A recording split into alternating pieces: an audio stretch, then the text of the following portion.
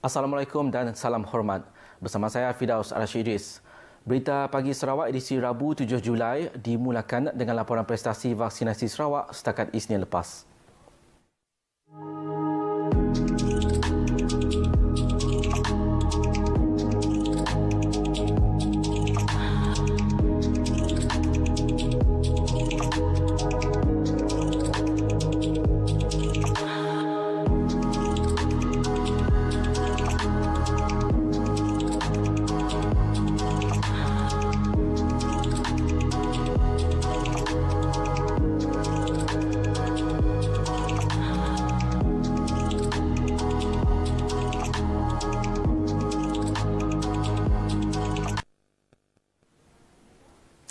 Pasukan petugas kebajikan akan ditubuhkan di setiap daerah di Miri bagi membantu golongan terjejas sepanjang tempoh Perintah Kawalan Pergerakan PKP. Jawatankuasa Pengurusan Bencana Bahagian Miri menerusi kenyataan memaklumkan pasukan berkenaan akan dipengerusikan oleh pegawai daerah masing-masing bagi menguruskan bantuan kepada golongan memerlukan di kawasan berkenaan. Menerusi kenyataan sama, Menteri Bertanggungjawab Jawatankuasa tersebut yang juga Menteri Pengangkutan Datuk Lee Kim Shin berkata, Jabatan Kebajikan Masyarakat JKM Bahagian Miri akan bertindak selaku sekretariat pasukan petugas kebajikan tersebut yang akan menyiasat, menyelaras dan mengemaskini rekod bantuan. Jelas beliau kemaskini rekod penerima bantuan dilakukan bagi memastikan golongan sasar tidak tercicir. Bagaimanapun, pertubuhan atau badan-badan kebajikan bukan kerajaan dialu-alukan untuk menyertai pasukan tersebut untuk bersama mengurus bantuan kepada mereka yang memerlukan. Datuk Lee menambah, bagi yang berminat menyertai pasukan tersebut, boleh menghubungi JKM Bahagian Miri di talian yang tertera. Perkembangan COVID-19.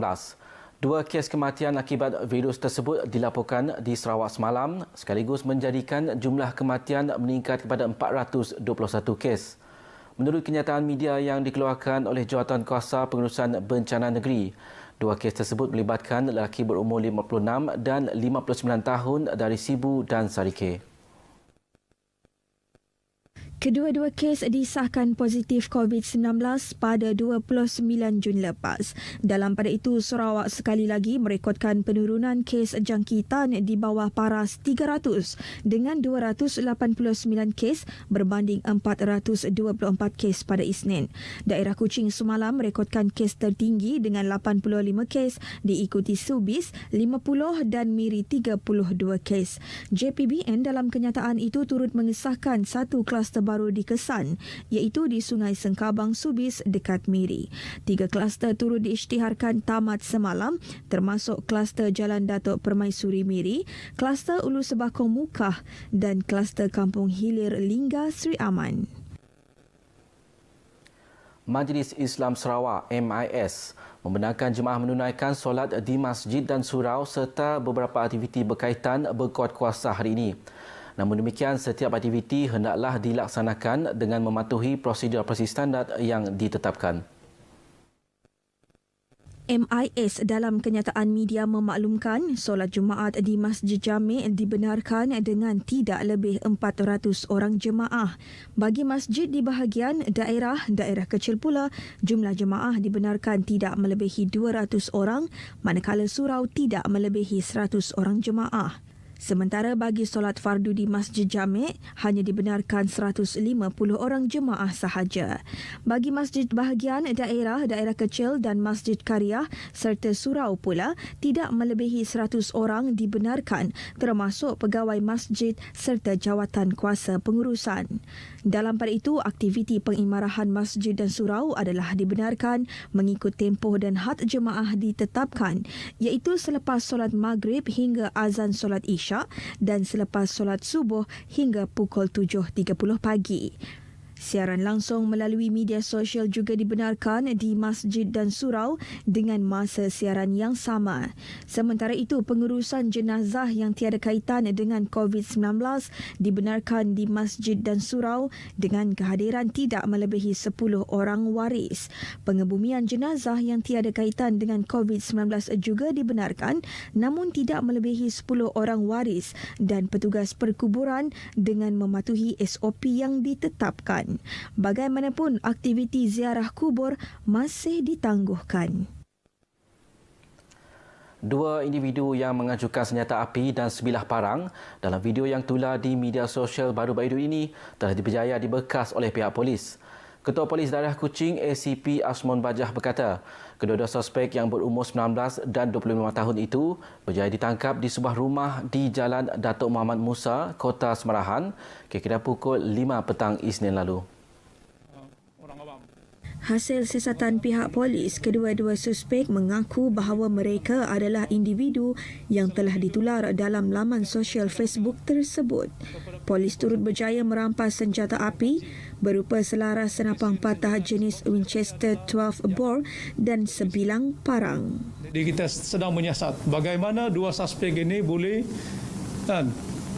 membawa senjata ini pada masa kejadian, sedangkan mereka tak berlesen dan senjata ini dimiliki oleh orang yang mempunyai lesen senjata api. Siasatan lanjut mendapati masalah hutang berkaitan pinjaman kenderaan dengan majikan lama dipercayai punca berlakunya kes tersebut. Bercakap dalam sidang media di Ibu Pejabat Polis Daerah Kuching, ACP Ashmon berkata pasukan polis berjaya menyelesaikan kes tersebut dalam tempoh 24 jam setelah menerima aduan pada 4 Julai mengenai video tersebut yang mendatangkan kegusaran dalam kalangan masyarakat setempat. Individu berkenaan yang mempunyai rekod jenayah lampau berkaitan dadah kini disiasat di bawah Seksyen 506 Kanun Keseksaan yang membawa hukuman penjara selama 2 tahun atau denda atau kedua-duanya. Kes turut disiasat di bawah Seksyen 8(A) Akta Senjata 1960 atas kesalahan membawa senjata tanpa permit yang membawa hukuman penjara selama tempoh tidak lebih 7 tahun dan denda. Siasatan turut dibuat di bawah Seksyen 6 Akta Bahan Kakisan dan Letupan dan Senjata Berbahaya 1958 kerana membawa senjata berbahaya di tempat awam yang memperuntukkan hukuman penjara selama 2 tahun dan sebat. Polis Kuching berjaya menumpaskan operasi judi dalam talian yang mengaut keuntungan RM16,000 sehari dengan tertangkapnya 6 individu di sebuah kondominium di Jalan Song Kuching pada Isnin lalu.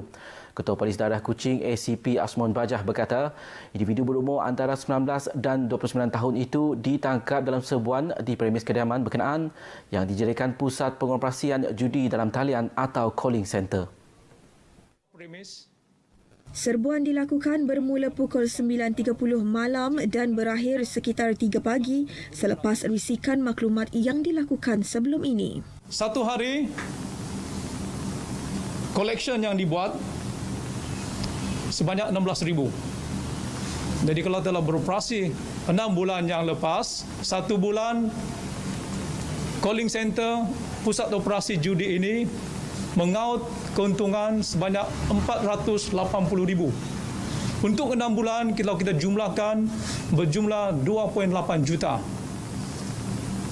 Jadi itu satu operasi yang merugikan kepada ekonomi negara kerana mereka ni tak berlesen. Dia tak membayar fee untuk lesen dan tak membayar cukai.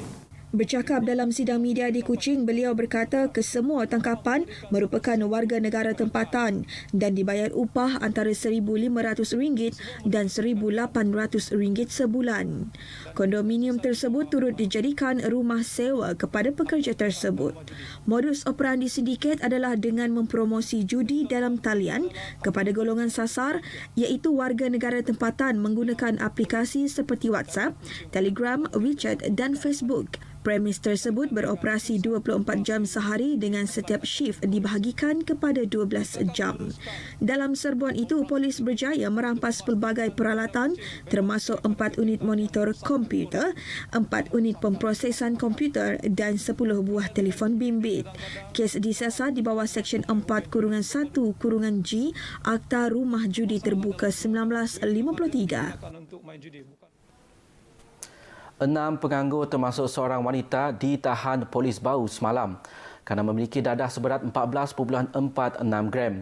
Menurut Ketua Polis Daerah Bau, DSP Poge Nyaun, dalam 3 operasi itu sepihaknya telah menyerbu sebuah rumah di Kampung Pangkalan dan menemukan 12 paket plastik berisi ketulan kristal.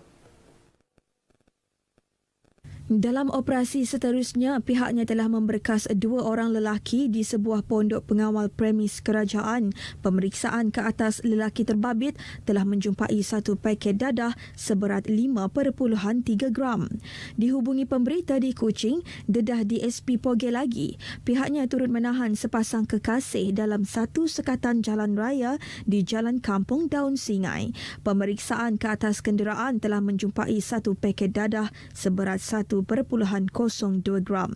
Kesemua suspek berumur lingkungan 21 dan 32 tahun. Nilai dadah yang dirampas dianggarkan bernilai RM1,460.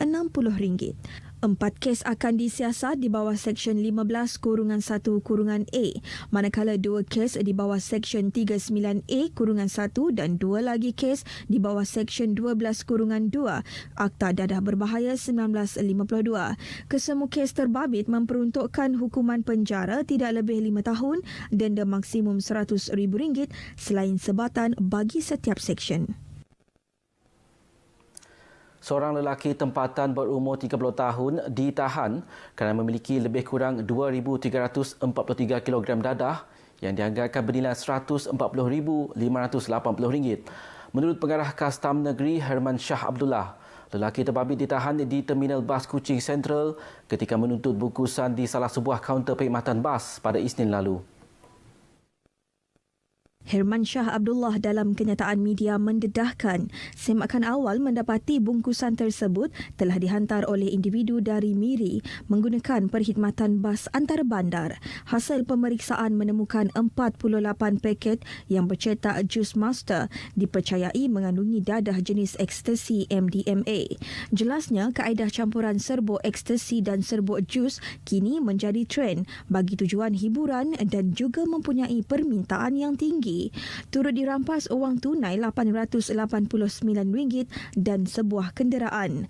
Jumlah nilai rampasan RM166,479. Kes disiasat di bawah Seksyen 39B-1-A Akta Dadah Berbahaya 1952. Berita Pagi Sarawak edisi 7 Julai berakhir di sini. Terus patuhi SOP dan tepati janji temu vaksinasi anda. Saya Firdaus Rashidis. Sehingga berjumpa lagi. Assalamualaikum dan salam hormat.